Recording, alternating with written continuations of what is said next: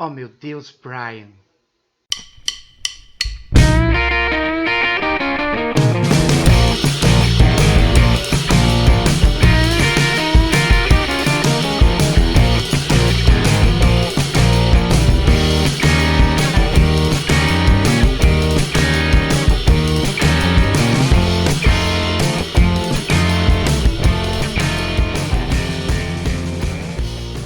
Fala moçada, tudo bem com vocês?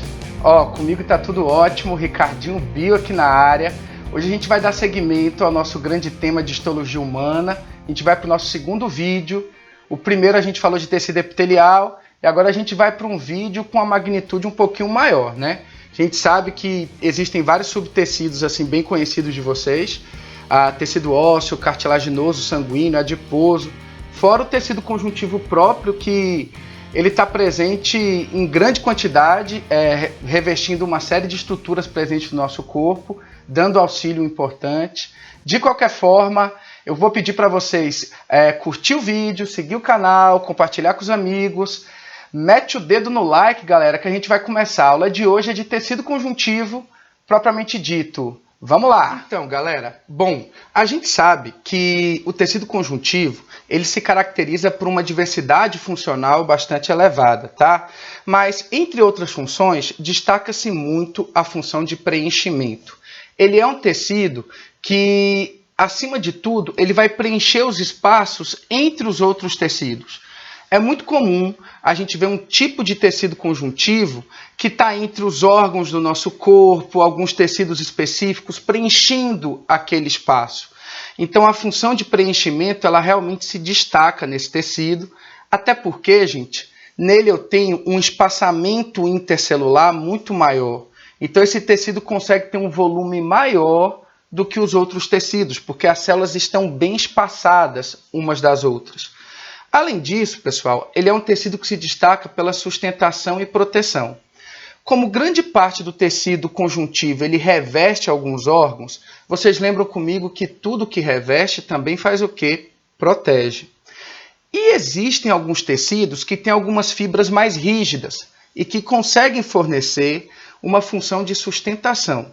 Lembre, gente, que o tecido ósseo, os ossos do nosso corpo, eles têm como grande função a sustentação e ele faz parte do tecido conjuntivo. Então é correto eu falar que essa é uma função do tecido conjuntivo, já que o tecido ósseo é um tipo desse tecido. Turma, defesa imunológica, tá? A gente tem uma série de células de defesa que elas fazem parte do tecido conjuntivo. Seja no tecido conjuntivo propriamente dito ou no tecido conjuntivo sanguíneo, tá? Mas a gente tem ali células que se destacam. A gente tem os mastócitos, a gente tem os macrófagos, a gente tem os linfócitos, a gente tem os neutrófilos. Então, assim, depois a gente vai estudar cada uma dessas células com calma, mas está intimamente relacionada a função do tecido conjuntivo com a defesa imunitária. Uma grande quantidade de células de defesa do nosso corpo fazem parte desse grande tecido, tá certo? Assim como a nutrição, gente. A gente sabe que o tecido sanguíneo ele é um tecido de transporte e ele é um tipo de tecido conjuntivo. Só que a gente sabe também que esse tecido é responsável por transportar uma série de metabólitos, sejam hormônios, sejam gases, inclusive nutrientes, né, que foram absorvidos no intestino. Então, como o tecido sanguíneo transporta nutrientes, a gente pode dizer que esse tecido tem uma relação de nutrição. Mas também, gente, tem um tecido conjuntivo que fica imediatamente abaixo do tecido epitelial. E aí vocês lembram muito bem, na aula passada, que não chegam vasos sanguíneos até o tecido epitelial. O tecido epitelial ele é avascular. Então é meio óbvio, gente, que os nutrientes eles devem passar do tecido conjuntivo para o epitelial. E nesse sentido, esse recorte de tecido conjuntivo também tem função de nutrição, no caso, para nutrir o tecido epitelial. Função de armazenamento realmente se destaca, né? A gente sabe, pessoal, que os ossos, que são tecidos conjuntivos, eles conseguem armazenar alguns minerais importantes, tá? Principalmente a hidroxiapatita, o fosfato de cálcio. Ele está ali, eu tenho muito cálcio nos ossos, mas a gente pode perceber também outros minerais importantes. Inclusive, gente, até o magnésio pode estar presente no tecido ósseo. Só lembrando a vocês que o tecido sanguíneo também é um tecido conjuntivo e ele tem uma grande função, e como parte do sistema circulatório, de integrar com os outros sistemas do corpo. Assim. Então, como o tecido conjuntivo ele está presente praticamente no corpo inteiro, se interagindo com os outros tecidos, com órgãos e sistemas, a gente pode dizer que ele tem meio que uma função integradora. Tá? Por exemplo, tem regiões do tecido conjuntivo e tem alguns tipos de célula que tem uma função específica. Já outra região, com outros tipos de célula, tem outra função. Então, como um todo, o tecido conjuntivo acaba tendo uma grande função de integração sistêmica. Tá? Ele participa praticamente de quase todos os tecidos do nosso corpo, os sistemas do nosso corpo. Então, o tecido conjuntivo ele tem uma grande função integradora, já que ele integra e participa, está presente de quase todos os sistemas do nosso organismo. Bom, turma, vamos começar rapidinho falando dos componentes do tecido conjuntivo. O tecido conjuntivo ele vai estar sendo formado por células, então a gente vai ter as células como um dos grandes componentes, e a gente tem, além de célula, uma matriz extracelular, que é um material que está entre as células, mas que não necessariamente são células. E de que é composto essa matriz extracelular? Olha, turma, eu tenho uma substância chamada de substância amorfa. A substância amorfa, deixa eu mostrar aqui para vocês em destaque. A substância amorfa, ela tem água, sais minerais, algumas substâncias orgânicas, mas ela muitas vezes é uma substância viscosa, tá? Produzida por um tipo de célula específica. Só que eu tenho esse material meio viscoso, associado, dentro dele está cheio de proteínas, tá? Que são as tais fibras conjuntivas ou fibras proteicas.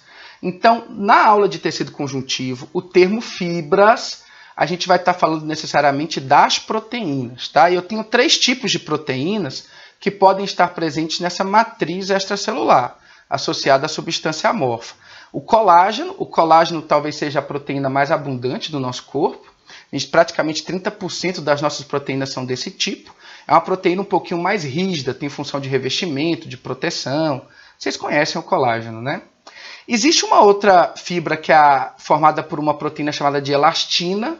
As fibras elásticas são mais flexíveis, né? Então elas têm uma elasticidade maior. Estão presentes na nossa pele. Então se a gente puxar a pele, ela volta, ela é meio elástica, principalmente se for uma pele de uma pessoa um pouco mais jovem, uma pele bem hidratada. E aí até por conta da ação dessa elastina presente nas fibras elásticas desse tecido, né? Que faz parte da pele. Lembra que a pele é um órgão e dentro dos tecidos dessa pele eu tenho também o tecido conjuntivo. E existem também, galera, as fibras reticulares. Essas proteínas são muito finas, delgadas, e recebem esse nome porque elas vão se organizando, formando como se fosse uma rede mesmo, tá? E ela envolve alguns músculos, algumas estruturas do nosso corpo que são importantes, tá? Então eu tenho essas 3 tipos de proteínas presentes na matriz extracelular do tecido conjuntivo. Lembrando que além das proteínas eu vou ter também um meio viscoso, rico em água, sais minerais, que é a substância amorfa. Tanto a substância amorfa quanto esses tipos de proteínas são formadas a partir de uma célula específica do tecido conjuntivo, que a gente já vai trabalhar com ela.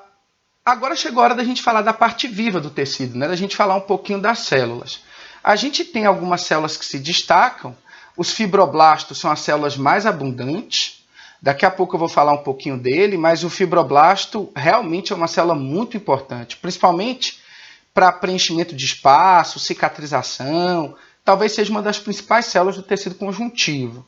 Além dele, eu tenho uma célula de defesa já conhecida de vocês, por ter uma ação fagocitária bem significativa. Estou falando do macrófago. Depois eu falo da origem dos macrófagos e a relação que ele tem com o tecido sanguíneo. Aí a gente vai comentar um pouquinho sobre o mastócito, que é uma outra célula de defesa. Essa célula aqui, gente, ela fica predominantemente no tecido conjuntivo próprio, tá? E ela se destaca por algumas funções de defesa diferentes das funções do macrófago. Temos também os plasmócitos, que são células de defesa que também apresentam função assim, bem distinta das outras que a gente trabalhou. Os plasmócitos eles estão relacionados com a produção de anticorpos e que é uma imunidade adquirida, né? Ela é diferente daquela imunidade inata, que é a defesa fagocitária, a gente já nasce com essa capacidade. Aqui nos plasmócitos não, a gente depende do contato com o meio externo, com partículas estranhas. E eu vou falar também, gente, de um pouquinho de uma célula tronco. As células tronco do grupo mesenquimatosa são multipotentes, destacam-se ainda como células embrionárias, elas têm um poder de uma potencialidade relativamente significativa, e elas originam basicamente as células do tecido conjuntivo, tá? Então é como se fossem células do tecido conjuntivo, mas ainda células tronco, que originam essa diversidade celular adulta desse tecido.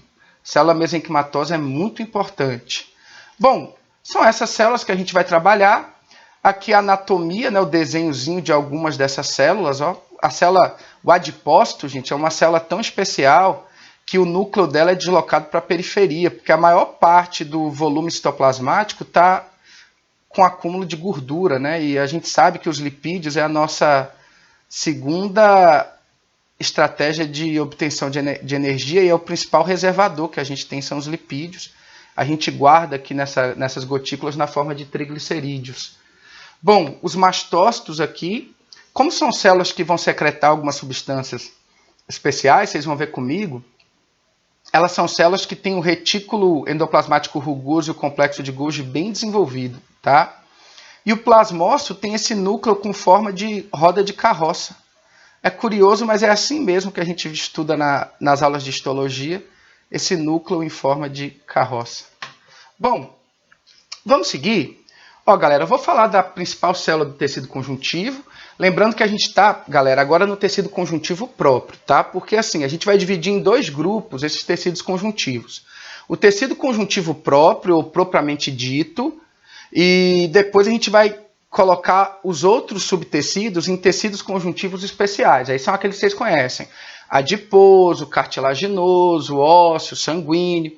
Então, primeiro vamos falar do tecido conjuntivo próprio, que geralmente é aquele que a galera não lembra, não sabe geralmente as funções, os representantes. Aí depois a gente vai para aqueles mais conhecidos. Provavelmente essa aula de hoje vai ser focada em tecido conjuntivo próprio ou propriamente dito. Bom, as células, né? Os fibroblastos são as mais importantes. Essa questão de importância é muito relativa, mas eu digo com certeza que elas são as mais abundantes, tá? Então elas são aquelas que estão presentes em maior quantidade. Deixa eu voltar para ela rapidinho aqui para vocês. E elas têm esse formato meio que de estrela, né? Essas projeções da membrana acabam lembrando estrelas. Então tem esse formato de estrela. Ela acaba tendo também um complexo de Golgi, um retículo bem desenvolvido, porque ela secreta muita proteína, produz e secreta muita proteína, que vão formar as fibras do material extracelular desse tecido. Então ela é uma grande célula produtora de fibras conjuntivas, de fibras proteicas, colágeno, elástica e reticular. E ela também produz a substância amorfa, né? Então é uma célula muito importante porque ela dá base na produção da matriz extracelular do tecido como um todo. Gente, é curioso porque tem algumas células do tecido conjuntivo que a sua função é ainda na fase juvenil ou fase embrionária, né? Essas células jovens, elas costumam ter um sufixo que é o sufixo blasto. Isso vai acontecer também com uma célula óssea, que é o osteoblasto, e até com a célula sanguínea, o eritroblasto, que depois vai amadurecer e originar o eritrócito, que são as hemácias. Mas nesse caso aqui e em outros, a gente vai ver que a função da célula está presente quando ela é jovem, quando tem o sufixo blasto. Quando essa célula amadurece e atinge a forma adulta, que é o fibrócito, ela meio que reduz esses filamentos membranosos e ela perde a capacidade de ficar produzindo, tá? Ela se torna uma célula mais ou menos inativa.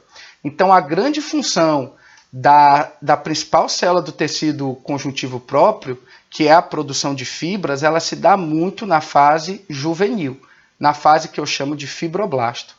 A fase de fibrócito, que é a fase adulta, ela é afuncional. Turma, pode acontecer algumas vezes mediante uma lesão, um trauma, e quando o corpo tem que regenerar um tecido, um processo que a gente chama de cicatrização, é comum alguns fibrócitos se desdiferenciarem em fibroblastos. e aí eles voltam a ter uma grande ação secretora e voltam a produzir aquelas proteínas e a matriz extracelular.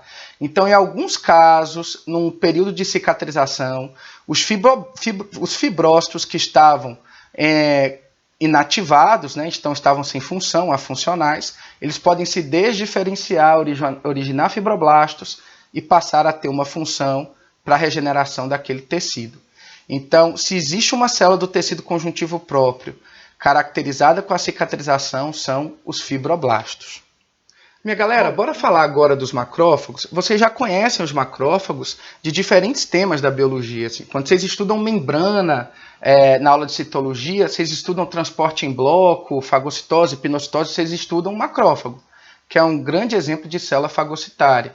Vocês estudam macrófagos também na aula de tecido nervoso, tá? Porque ele faz parte de uma célula da glia, um gliócito, chamado de micróglia. Também tem função fagocitária, função de limpeza do tecido. É porque, assim, gente, os macrófagos, eles são bem especiais. Eles têm nomes diferentes a depender da região do corpo onde eles se localizam. Só para vocês terem uma ideia, os macrófagos que ficam no fígado são chamados de células de Kupffer. Os macrófagos do tecido nervoso de células conhecidas como micróglias.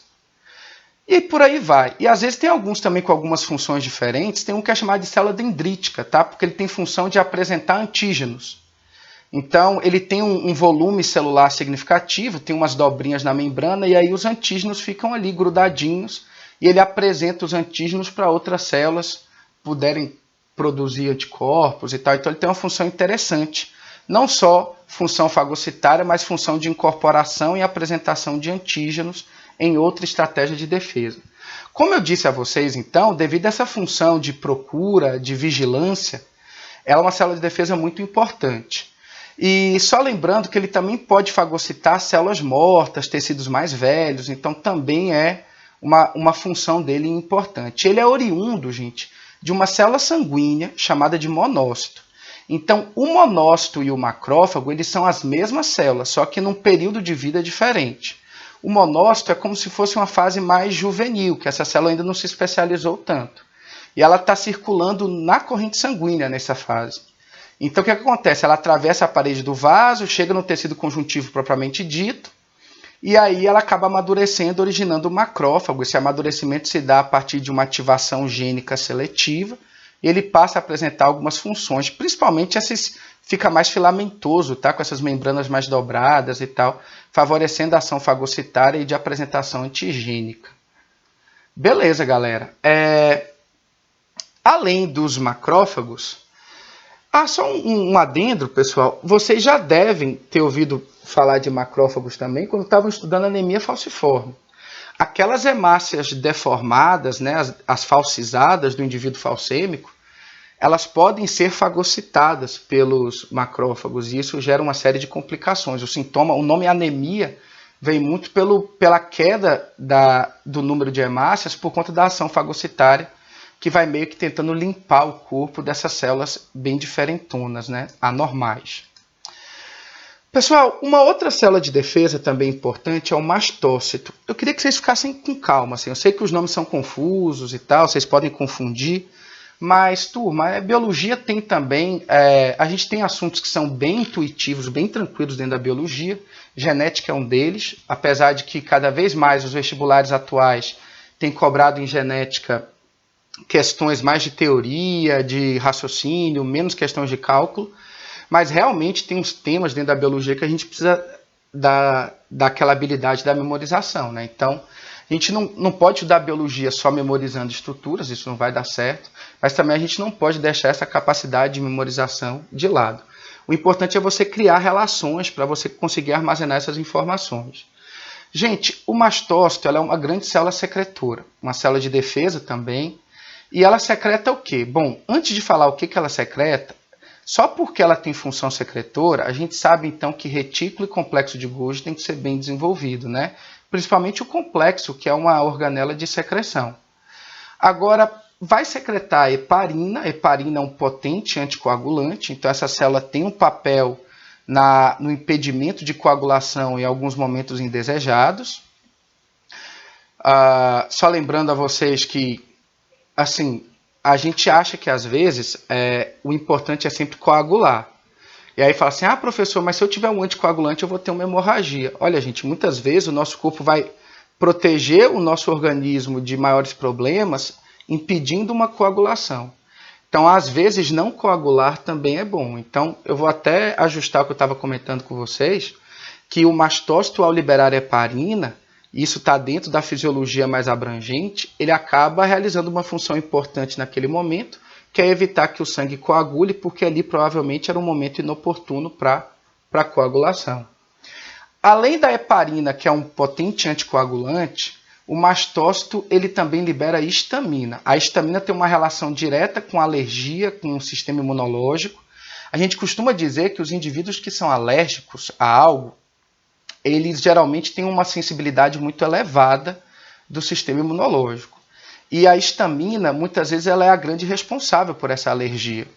Por isso que algumas medicações antialérgicas, elas são, antes de mais nada, antihistamínicos. Eu vou explicar para vocês como. Essa célula conhecida como mastócito, ela se destaca muito, turma, pela primeira vez que um indivíduo entrar em contato com um antígeno, um elemento estranho, às vezes pode ser o pólen de uma flor, depende, isso varia da resposta individual, mas a primeira vez que ele entra em contato com o antígeno, o que vai acontecer é o seguinte: esse antígeno ele vai ser reconhecido como corpo estranho e a gente vai ter justamente a produção de um anticorpo específico chamado de imunoglobulina do tipo E. Essa ImGE ela vai se ligar ao mastócito e é meio que como se o corpo tivesse aprendido a reconhecer esse corpo estranho, esse antígeno. Então essa estrutura aqui avermelhada, que tem como se fosse uma cápsula para o antígeno se ligar, é o anticorpo. Em outras representações, os anticorpos eles têm um formato de Y. Então, essa imunoglobulina do tipo E, quando o indivíduo tem um contato com um determinado antígeno pela primeira vez, ele depende de uma predisposição genética para fazer isso, ele vai acabar estimulando a produção desse tipo de anticorpo que vai se ligar à membrana do mastócito. E vai ficar ali, viu, gente? Vai ficar ali. Quando ele tiver um novo contato com esse anticorpo, com esse antígeno, aí ele já tem essas imunoglobulinas ligadas aos mastócitos. Então, o que vai acontecer? O antígeno que tem uma complementação com esse anticorpo vai se ligar à imunoglobulina do tipo E. Quando o antígeno se ligar, isso é um estímulo para que o mastócito comece a secretar um monte de histamina. E o que a histamina vai fazer? Ela é um potente vasodilatador. Se eu dilatar o vaso sanguíneo, eu vou aumentar o fluxo de sangue, vou também aumentar a permeabilidade dele e algumas outras células de defesa vão chegar nessa região. Só lembrando a vocês, gente, que a gente tem também, em reconhecimento antigênico, uma terceira linha de defesa que a gente vai criar a célula de memória e vai envolver também uma outra célula, que é o plasmócito, vai produzir um anticorpo, tá? Mas, de qualquer forma, os mastócitos eles podem ter essa função. É óbvio que o indivíduo depende de uma predisposição genética, porque determinadas substâncias do meio ambiente não estimulam a liberação e produção de imunoglobulina do tipo E da mesma forma. Assim. Então, tem uma substância, o pólen de uma flor, o pelo de algum animal, que para mim é de boa. Meu corpo não chega a estimular a produção da imunoglobulina do tipo E e eu passo a ter essa reação alérgica. Já para outras pessoas, isso é um grande complicador. A gente costuma dizer que é um sistema imunológico muito sensível. Qualquer coisinha já começa a reconhecer como corpo estranho, liberar esses anticorpos e aí ter essa resposta alérgica que a gente chama. Isso pode acontecer também com um componente de um fruto do mar, como um camarão, por exemplo, um pelo de um animal, um alimento estragado. Então, isso pode acontecer, né? Algum micro-organismo no alimento. Agora, as respostas alérgicas, elas variam a depender do alérgeno. Só para vocês terem um exemplo, quando o agente estranho geralmente é um pelo de animal, você começa a ter o quê? Coriza, começa a espirrar, aumenta a produção de muco, começa a lacrimejar, irrita as mucosas das vias aéreas. Isso tudo é característica desse tipo de alérgeno. Mas, por exemplo, é um alimento estragado, aí você já começa a ter diarreia, vômito, pode ter alguma inflamaçãozinha no intestino, fezes sanguinolentas, então tudo vai depender também do grau de alergia. Mas assim, tudo isso depende da resposta individual, gente. Existem compostos que podem desencadear essa resposta imunológica, inflamatória no indivíduo, e o mesmo agente pode não indicar no outro, não pode estimular no outro. Então, isso é tudo muito relativo, a gente depende muito da resposta, do contato do indivíduo com o meio externo, a forma de criação nos primeiros meses de vida, uma predisposição genética, tudo isso está relacionado, tá? A diversidade da flora bacteriana, intestinal durante os primeiros meses de vida. Hoje em dia a gente sabe que o intestino é o nosso segundo cérebro e tem muitas doenças, inclusive de caráteres emocionais, alérgicos, que tem a ver com uma não saúde desejável do intestino, às vezes sem o indivíduo saber, né? Bom, eu queria, pessoal, trabalhar com vocês um pouquinho sobre essa predisposição genética e essa sensibilização em que a gente forma inicialmente, a partir de um primeiro contato com um corpo estranho, um tipo de anticorpo chamado de imunoglobulina E, essa aqui IgE. Então, o que acontece? Esse anticorpo ele é produzido mediante o primeiro contato com o antígeno e ele vai se depositar na membrana do mastócito e ele vai ficar aqui. Numa segunda exposição ao mesmo alérgeno, o que vai acontecer? É como se esse mastócito já tivesse reconhecido esse alérgeno, esse antígeno. E aí esse antígeno vai se encaixar nesse espaçozinho da imunoglobulina E e isso estimula o mastócito a liberar a histamina, que é um grande desencadeador de resposta inflamatória, porque ela estimula a dilatação do vaso, aumenta a permeabilidade da parede do vaso, ocasionando também endemas, facilita a passagem de outras células de defesa para a região em que está a presença do antígeno, do alérgeno. Então, de certa forma, ter as imunoglobulinas E associadas à membrana do mastócito meio que regula qual é o momento em que ele vai liberar a histamina, é o momento em que o alérgeno ou o antígeno específico está naquele ambiente, é reconhecido. Bom, como atuam então as drogas que evitam esses processos alérgicos nos estágios iniciais, né? Como atuam os tão populares antihistamínicos, já que a histamina é o principal desencadeador de uma alergia, de uma inflamação, como atuam os antihistamínicos? Os antihistamínicos, eles atuam por inibição competitiva. Eles não vão impedir os mastócitos de liberarem histamina, mas eles vão se ligar aos receptores de histamina na parede do vaso, impedindo que a histamina exerça a sua função. Então, eles vão competir pela histamina com os sítios de ligação nos receptores. Então, é uma droga que tem um aspecto espacial muito parecido com a própria histamina. Então, ela vai se ligando nos receptores, impedindo a própria histamina de se ligar. Isso aí a gente chama de inibição competitiva. Se a histamina não se ligar nos receptores, não vai promover vasodilatação, nem aumentar a permeabilidade, diminuindo, então, aqueles sintomas imediatos, né, que o indivíduo tem por inflamação de mucosa, aumento da produção de muco, o lacrimejar e outras características. Por isso que muitas vezes é importante. A depender do estágio da sua alergia, se ele estiver no estágio, um processo inflamatório um pouco mais profundo, aí não vai adiantar você colocar antihistamínico, administrar antihistamínico. Você vai ter que apelar, às vezes, para um corticoide. O corticoide ele tem uma outra estratégia, mas ele também acaba reduzindo a imunidade. Ele diminui a permeabilidade do vaso, então, por isso que muitas vezes ele prejudica até a drenagem linfática, aquele líquido fica no tecido ali, a pessoa vai ficando inchada. O pessoal, às vezes, associa que a administração de corticoide com engordar, na verdade, não é que você está aumentando gordura corporal, mas você está retendo líquido nos tecidos. Ele prejudica a drenagem do corpo. E você não pode tomar corticoide durante muito tempo, porque sua imunidade fica baixa, você fica exposto a doenças oportunistas, tá? Então tem que ser algo receitado, com uma intenção assim para resolver um problema bem imediato durante um curto intervalo de tempo. Bom, turma, eu queria trabalhar com vocês agora um pouquinho com os plasmócitos. Os plasmócitos são também células de defesa, só que elas têm uma estratégia diferente. Os plasmócitos são produtos do amadurecimento dos linfócitos B. Os linfócitos B são tipos especiais de linfócitos que, no caso, eles vão se especializar, amadurecer, diferenciar, produzindo anticorpos específicos para determinado antígeno. Então, quando tem aquele reconhecimento antigênico e os linfócitos B passam a aprender a produzir anticorpos, aquele linfócito B especializado que está produzindo um anticorpo específico para aquele antígeno, a gente passa a chamar de plasmócito.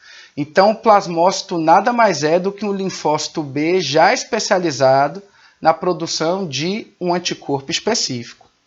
Além de formar plasmócitos, o linfócito B também pode formar as tão famosas células de memória. Essas células de memória são células que ficam com a memória ali armazenada daquele antígeno. E quando aquele antígeno volta a aparecer novamente no interior do organismo, ela rapidamente se multiplica, a gente chama isso de seleção clonal, quando eu tenho uma multiplicação de uma série de células que produzem anticorpos específicos, de uma série de plasmócitos. Então, esses plasmócitos se multiplicam rapidamente para aumentar a produção daquele anticorpo que vai combater aquele determinado antígeno. Então, o plasmócito tem sim uma relação com a seleção clonal, é ele que vai se multiplicando, e ele é um tipo de linfócito B amadurecido, outro tipo é a tão popular célula de memória, tá? Como eu disse a vocês, ele é responsável pela produção de anticorpos. Cuidado para não confundir, gente, com o linfócito T de tatu. O linfócito T, ele reconhece o antígeno. Agora, o linfócito B, ele produz anticorpos amadurecendo-se em plasmócitos. Então, o plasmócito é um linfócito B diferenciado. E isso faz parte da resposta imunológica e a multiplicação dele a gente chama de seleção clonal. Isso aí, gente, é a terceira linha de defesa. Não é imunidade inata, é uma imunidade adquirida, depende do contato com antígenos. Por isso que cada vez mais as crianças nos primeiros meses de vida são estimuladas a ficarem em contato com agentes externos, para que cada vez mais ela deixe de reconhecer uma série de estruturas ambientais como possíveis alérgenos, tá? Bom, vamos seguir e agora, turma, eu vou trabalhar com vocês com um tipo especial de célula-tronco chamada de célula mesenquimatosa. A célula mesenquimatosa, ela é uma célula-tronco multipotente, ela consegue originar uma série de células do próprio tecido conjuntivo, desde o adipócito, passando pelo fibroblasto, os osteoblastos, tá? Os osteócitos, as células ósseas, células sanguíneas. Então, ela é uma célula-tronco capaz de se diferenciar em praticamente todas as células do tecido conjuntivo. E é curiosa porque é uma célula multipotente que persiste ainda na fase adulta, tá? É uma alternativa boa para clonagem terapêutica a gente utilizar a célula mesenquimatosa, porque ela é uma célula que, de certa forma, a gente consegue obter ela, principalmente, gente, numa região que a gente tem na medula óssea, que é a medula óssea amarela. A gente tem uma série dessas células aí. Elas podem estar também associadas ao tecido hematopoético, que é um tipo de tecido conjuntivo. Mas eu ainda estou falando do tecido conjuntivo propriamente dito, tá? Nele eu posso ter algumas coleções de células mesenquimatosas, mesmo que em pequenas quantidades. O tecido conjuntivo propriamente dito, a gente tem o frouxo e o denso. No frouxo é tudo muito desorganizado, assim. A gente não tem predomínio de nenhum tipo de célula, é uma bagunça, eu tenho várias ali associadas, misturadas, e também eu não tenho nenhum tipo de predomínio de fibra proteica. E a gente encontra esse tipo de tecido geralmente associado a revestimento interno de tecido epitelial. Tá? Geralmente é onde a gente mais encontra. Aquele tecido conjuntivo que fica abaixo do tecido epitelial e nutre o tecido epitelial, ele é o tecido conjuntivo frouxo. O tecido conjuntivo denso, nele eu já tenho um predomínio de fibras colágenas, então ele é um pouquinho mais rígido, tá? Ele tem função de proteção. O tecido conjuntivo denso, ele é rico nos fibroblastos, então os fibroblastos estão mais presentes no tecido conjuntivo denso. Se por acaso ele for classificado como denso modelado, eu tenho os tendões. Para quem não lembra, os tendões são cordões de tecido conjuntivo que vão unir um osso a um músculo. Então, geralmente nos tendões, eu estou prendendo um músculo esquelético a um determinado osso. E o tecido conjuntivo propriamente dito denso não modelado, ele é o fibroso, é o não modelado fibroso ou denso fibroso. Nesse tipo aqui, gente, eu vou mostrar para vocês que a gente tem a fáscia. Bom, então o tecido conjuntivo denso não modelado, ele tem essas fibras colágenas, não são organizadas como no modelado, né? Então o tendinoso, ele tem as fibras colágenas todas organizadinhas. Esse de cá elas não têm, elas são meio que desajustadas. Os tendões, eles estão ali ligando músculos a ossos. Agora, eu tenho uma grande estrutura formada pelo tecido conjuntivo denso não modelado, que é a fáscia muscular. A fáscia muscular, ela está envolvendo músculos, órgãos, diminuindo atrito entre as estruturas internas do nosso corpo. Muitas vezes, quando você faz alguma atividade física mais intensa e você fica com uma dor muscular mais forte e tal, existe uma técnica terapêutica muito utilizada pelos fisioterapeutas, que é a liberação miofacial. Então, eles vão atritando, apertando, tensionando, e pode usar, às vezes, ferramentas assim bem simples, como bola de tênis e tal. Eles vão ajudando a liberar essa fáscia, porque essa fáscia também inflama. Quando você tem inflamação na fáscia, você vai sofrer com dores musculares. Você tem fáscia, gente, no seu corpo inteiro, tá? E muitas das terapias, né, utilizadas para a galera que faz massagem, ou os técnicos mesmo, os graduados em fisioterapia, que fazem algumas liberações musculares, são liberações miofaciais, porque elas também partem do pressuposto de que eu preciso liberar a face. A face é uma estrutura que é responsável, então, por uma série de incômodos no nosso corpo. Quando ela está um pouco inflamada ou está meio travadinha, rígida, a gente tem que começar a liberar tanto a face quanto o músculo. Tem alguns exercícios especiais para isso. Bom, galera, já o modelado é o tendinoso, né? Aí a gente tem os tendões, aqui é o exemplo do tendão de Aquiles. Não sei se vocês lembram, mas o jogador Adriano, quando ele estava no Corinthians, já estava no final da carreira dele, teve uma carreira curta, jogador de futebol, Adriano, ele rompeu o tendão de Aquiles, ele teve que fazer uma cirurgia para reconstruir e tal. É esse grande tendão aqui, ó. Quando o tendão de Aquiles ele rompe, você não consegue ficar em pé, porque você não tem estrutura para poder sustentar essa posição. Então, os tendões são cordões de tecido conjuntivo que unem ossos e músculos. É diferente do ligamento. Por mais que a composição seja a mesma, o ligamento ele vai unir dois ossos em uma articulação móvel. Então, assim, no cotovelo, que você tem o ligamento para unir os ossos, né, do braço. Aqui no punho. Já o tendão vai unir o músculo ao osso.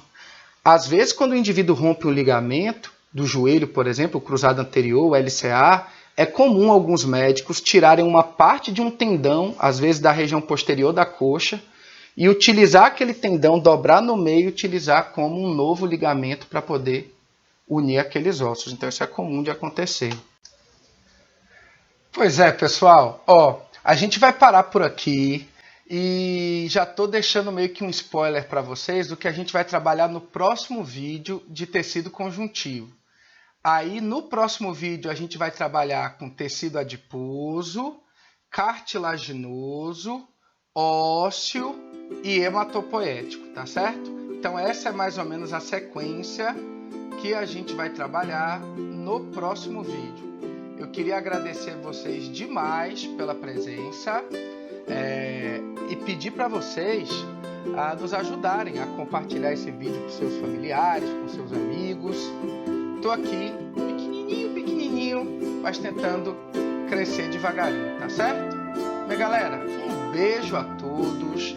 Estou à disposição para vocês nas redes sociais, meu Instagram, Ricardinho Bio, e aqui também pelo YouTube. Podem fazer perguntas durante a semana inteira, eu terei prazer em tentar respondê-las, tudo bem? Então vamos finalizar nossa parte 2, FOY. Fui, galera!